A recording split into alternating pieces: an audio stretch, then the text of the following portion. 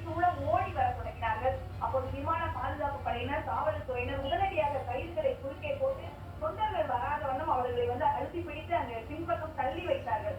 ஆனால் அதை அந்த கயிற்றை எல்லாம் தாண்டி ஒருவர் மீது ஒருவர் ஏறி குதித்துக் கொண்டு அந்த வாகனத்தை நோக்கி வந்தார். அப்போது விஜய் அந்த வாகனத்தின் ஜன்னல் பகுதியின் கண்ணாடியை இறக்குவார் என யாரும் எதிர்பார்க்கவில்லை.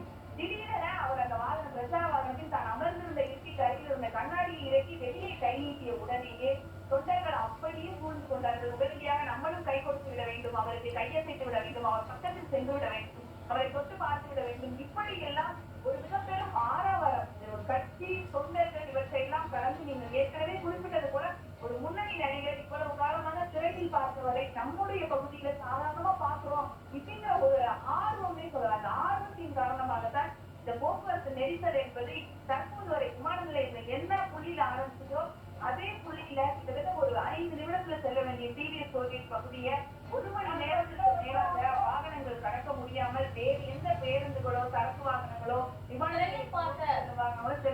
நடிகரை நேரில் பார்க்க வேண்டும் என ரசிகர்களுடைய ஆர்வம், அதே போல தனது தலைவரை நேரில் காண வேண்டும் என தொண்டர்களுடைய மிகுந்த ஒரு உற்சாகமான ஆர்வம், இதுதான் இவ்வளவு பெரிய போக்குவரத்து நெரிசலுக்கு காரணமாக இருக்கிறது. தொடர்ந்து பேசுவோம். முன்பாக ஒரு அண்மை செய்தியை பார்ப்போம்.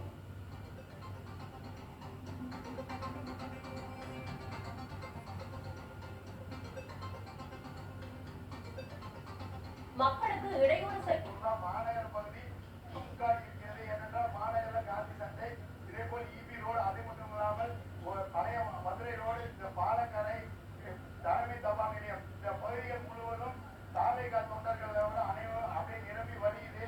இதை தாண்டி மற்ற வாகனங்கள் எங்கே செல்ல முடியும் என்று திருச்சி மக்களுக்கே தெரியும். இந்த பாதி திருச்சி என்பது நான் குறிப்பிட்ட இந்த பகுதிகள் மாநகர் பகுதியை 8 கிலோமீட்டர் தூரம் தான்.